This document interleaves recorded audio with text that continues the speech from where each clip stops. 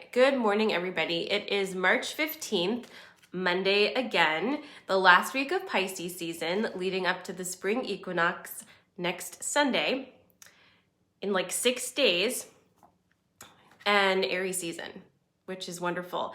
And Venus moving out of Pisces, also wonderful. So we have a lot of movement coming up, and we had a lot of movement already. So trend, moving a lot, doing a lot of things. Yesterday was an interesting day. This weekend was interesting. So we had our new moon in Pisces on Saturday, and that was some big energy. I would say, I don't even know how many moon calls I've done so far with you guys in the history of restoration, but it's been a few. I would say this weekend's moon call was probably the most impactful for me. And I did something that I never do and have never done before, which is I actually went back and listened to my own call and did the exercises. And that is very difficult for me, generally speaking, because I actually cannot stand listening to my own voice. So there's that. But I moved through, and it was interesting because last week, like midweek last week, was a really big energy situation for me. Like I released a big thing that I didn't even know I was releasing, and I had this hip pain, and I just knew it was something, but I just didn't have time to kind of sit down and get into it because it was a busy week. But the hip pain continued and continued. So I did the moon call, and during that call, I was able to identify that it was a heart chakra blockage that I had blown out and got stuck in my hip, because most things do. And seeing that heart chakra block and just kind of breathing through it and letting it go, my hip is like fine now. So I'm grateful for that. That felt like big magic to me. And then we rolled into Sunday, which was Pi Day 3.14. And I woke up on that day and the numbers just jumped out at me, and they were like, let's do this. Let's figure out what this means. And you guys probably also noticed that yesterday there was a little bit more energy all of a sudden. And that is because we are finally out of Mercury retrograde's shadow.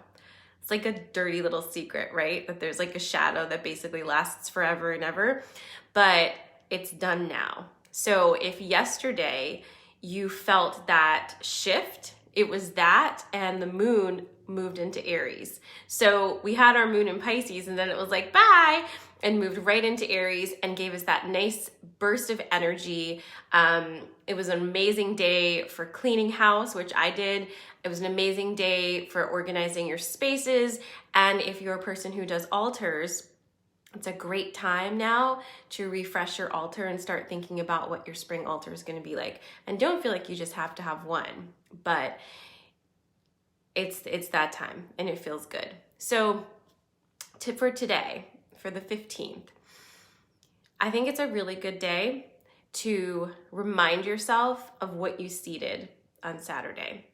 Time is very strange, and it can feel like a long time since you made those movements towards seeding whatever emotions you're seeding. And reminding yourself on a consistent basis of where you're headed is really important. So maybe take a little time today to refresh yourself on what emotions you're seeding for the new moon. What feelings are you adding? What feelings are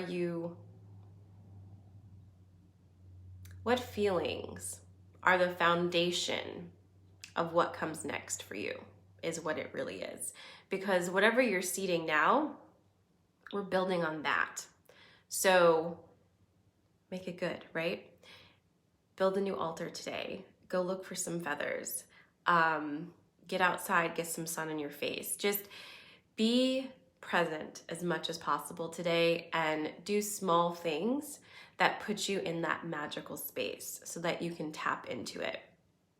Moving into tomorrow, my body already feels like tomorrow is going to be a big energy Schumann resonance situation. So for Tuesday, you're probably going to want to keep that in mind. And if you feel tired, rest. Wednesday is always a big magic day to me. It has been for months. So whenever Wednesdays come around, I'm always like, ooh, it's gonna happen. But I do feel that this coming Wednesday, which would be what? The 17th, St. Patrick's Day, comes with it a little bit of a taste of what Aries season is going to be like. Okay, so maybe we get a little bit of an energy shift because Tuesday's gonna kind of whomp us in the butt a little bit, but Wednesday feels like it's gonna give us a taste of that magic. So let's see what that's like. Thursday and Friday don't feel like, they just feel like movement towards the weekend to me. I'm not picking up any specific energy signatures for those at this time anyway. Who knows, later in the week, you never know. But the point is, we are on the on-ramp to a big thing. And so energy is going to be building, and we've actually been in massive energy upgrades for months and months. So none of this is new to you guys. You're kind of pros at handling all of the energy shifts, even though you might feel sometimes like you're not, you really are. And I just want to remind you all about grounding, because grounding looks different for everybody. And I've said this before, but I'll say it again. You aren't going to feel grounded if you are not a naturally grounded person, like a person who is naturally grounded. Your constitution will tell you what it feels like to be grounded for you. So for example, sorry about those words, I'll do better. I am fire and water, okay? The only earth you'll find in me is in my Mars and my Venus. That is it. Everything else is fire and water. I'm not a naturally like down to earth, grounded like person, right? If I'm trying to act like an earth sign and be super grounded and stable, that doesn't feel like a normal mode for me. It feels very slow. I'm faster, and that's where I like to be. So when I ground, I'm actually not looking for that. I'm looking to simply feel like I'm in my body. That is it. So whatever gets you into that place where you are definitely inside of your body, consider that your grounded space, okay? And don't worry if you're like an air sign with fire and water, if you don't feel as grounded as your Virgo friends, if you know, they seem so stable and solid. It's like, yeah, that's fine. That's what they're made out of. Earth. It's not you. You're not supposed to be that. So grounded for you will be different than grounded for somebody else. It just means you're able to feel really in your body. Pulling your energy in, because your energy is big now, bigger than ever. And you know, if you're like me working with electronics a lot, I'm shorting stuff out all the time and wondering why. Grounding helps with that, okay? And all that means is just like telling your energy to come back in here, come back in this body and stop fucking with my computer. That's all you have to do. That's all you have to do. So whatever your constitution is, it's perfect. And we want you that way. Like, would I be any fun at all if I just like got on here in the morning and was like, hello guys, I'm so grounded today. Like, that's not me. This is me. So be you. And grounding means your energy's in your body. We got that. Now, grounding techniques, there's so many, right? But, and in the Facebook group, all of you guys chimed in and had wonderful ideas for things that ground you. And some of the top ones were, you know, obviously going for a walk outside, sitting with trees, drinking a glass of red wine, holding grounding stones.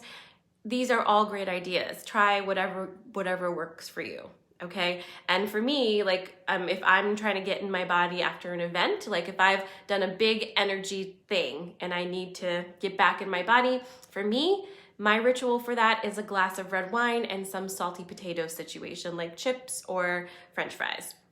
Because the combination of that just brings me right back down, and it's a nice way for me to get there. In the morning, when I'm doing this with you guys, if I don't want to short out my electronics, it'll just be a grounding stone that I can hold in my hand. Some sort of volcanic rock. I love volcanic rock, and that works well for me. So I have that. But use whatever works for you. You know, whatever works for you. Claudia's saying salt baths, 100%. Salt baths are wonderful, wonderful for that. So find something that works for you that makes you feel like you're in your body, and be aware that your energy's bigger now, and it's gonna get bigger and bigger and bigger. So, yay, so good. Okay, the other thing I wanna talk to you about that keeps blipping in and out for some reason, I don't know why.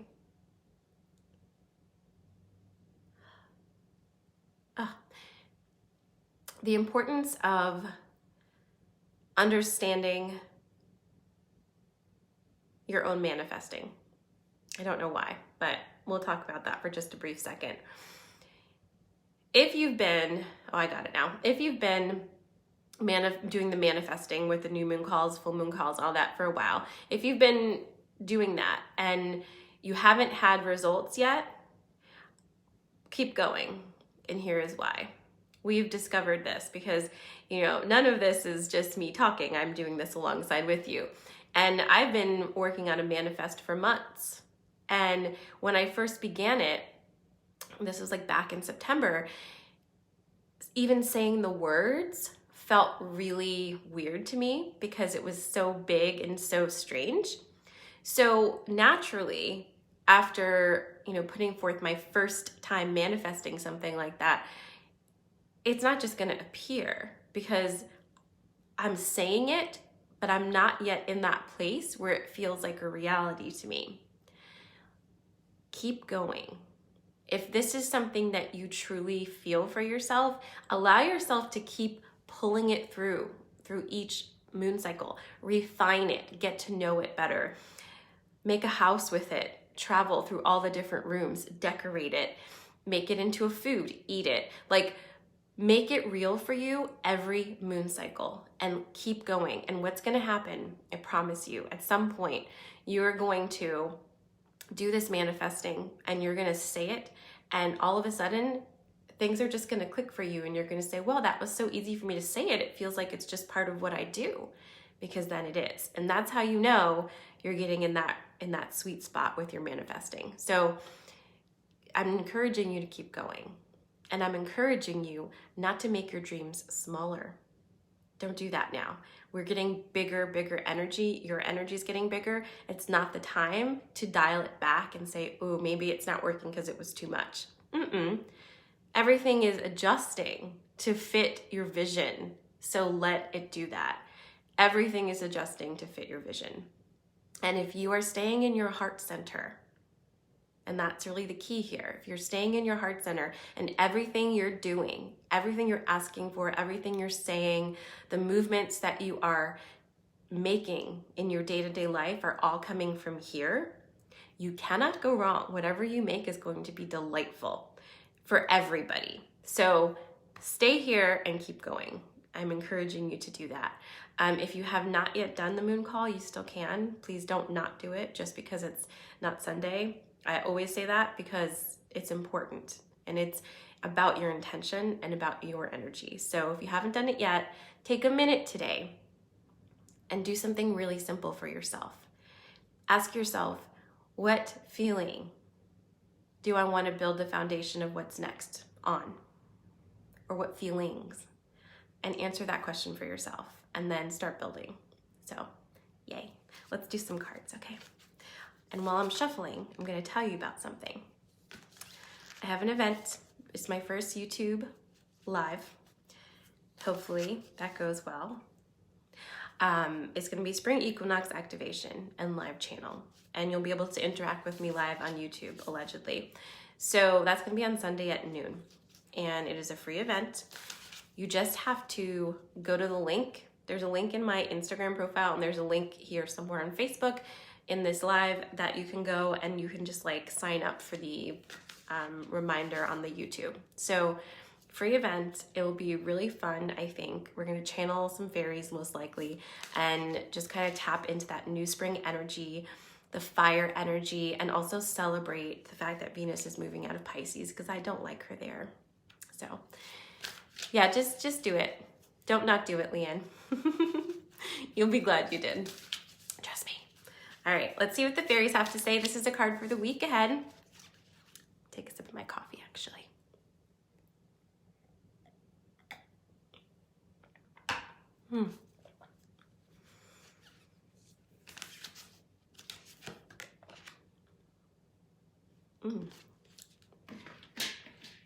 We haven't pulled this one together before, I don't think. It's number 24, the Solitary. You see her? Self-love, dedication, and focus. All right, let's see what she has to say. Within you go. When the solitary visits, you're about to go within, to withdraw and retreat from the world for a time. This can be a response to an event from the outside, a trauma, sadness, or betrayal, and the withdrawing inwards, which appears to be depression, is actually a way of respecting the soul's shadow, investigating it, understanding it, and mastering it. This card indicates a time when you will go it alone, walk your own path, choosing to carve a way forward that you can be sure remains true to the deep self. There will be a time of learning away from the mainstream, and there may be times when you feel isolated and somewhat worried about how your new path will be perceived. It can also indicate that in a past life, you have suffered for your gifts and spirituality. I'm going to say that again because I think you need to hear it again. It can also indicate that in a past life, you have suffered for your gifts and spirituality. You may have experienced a past life as a healer, seer, witch, wizard, or medicine man, in which a new order decreed your power to be invalid and dark. This fear still pursues you when you connect with the power of your gift, resulting in fears surrounding intuition and your natural talents. By going within, we learn more about our soul. It is not a part of the journey that we necessarily look forward to, but it is a time of great development on the spiritual path and is imperative to growth. Before we can shine our light in the world, we must ignite our inner spark. This going inward is actually the sacred task of tending your own sacred flame and learning from it before turning to matters of the world again. This card can sometimes indicate that a person has undergone a literal near-death experience. So here's also what I'm hearing about this card, and I want to tell you right now. It's only this week. Okay? So if this week, this is your energy, it's only this week. You're going to do a lot of work this week in this area, and it will blow your mind how efficient and rapid this healing is. Let it blow your mind and give yourself the time you need this week, if this is what you're feeling, to be in this space and know that come Sunday, you're blasting off to the moon, my friends. It's so happening. So feel into this. I will post this in the stories, and I will post this in the Facebook Restoration group. Read it again. Remember that you are so loved and you are so supported, and that it's only this week. We got this. We're doing so many things at once, and we're doing them well. We are here to support each other and love each other, and it is very exciting times. So be where you need to be. Take lots of naps. Drink lots of water. Sarah, drink water. I don't like it. Do it anyway. Do whatever you need to do to be in your body. And if it feels squirmy, I invite you to stay there. If you need any help this week, please reach out. I still have some one-on-one sessions available. And I will be back on Wednesday, 8:30 a.m. to talk to you some more. And Restoration members, don't forget, tomorrow, Tuesday night, is your masterclass with Alexa with your EFT, Emotional Freedom Technique, tapping session. So I will be there for that. I love you guys. If this has been helpful for you, podcast, YouTube, or live, please tell your friends and share and subscribe. Mwah. Love you. Thanks for watching. Don't forget to subscribe and follow.